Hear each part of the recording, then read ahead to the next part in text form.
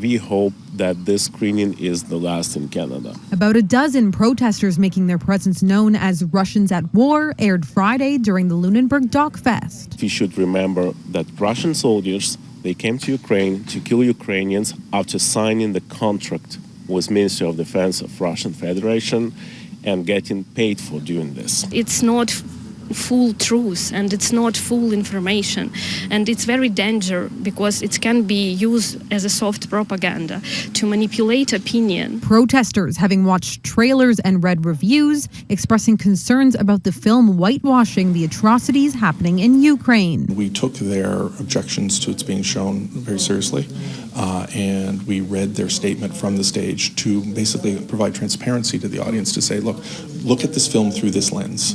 This is the lens that the Ukrainian community wants you to interpret it through, and then make your own judgments. DocFest Board Chair McCormick acknowledges there are clearly parts of the conflict not shown here.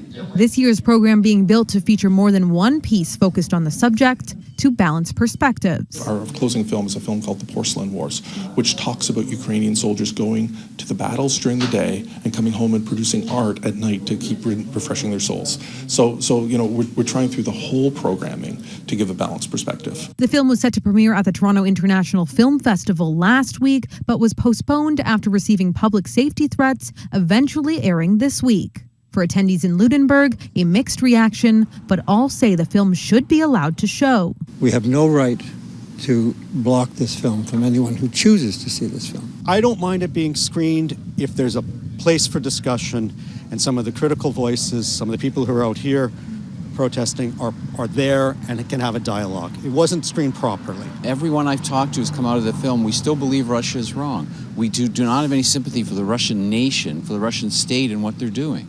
The film fails as propaganda. Megan King, Global News, Lunenburg, Nova Scotia.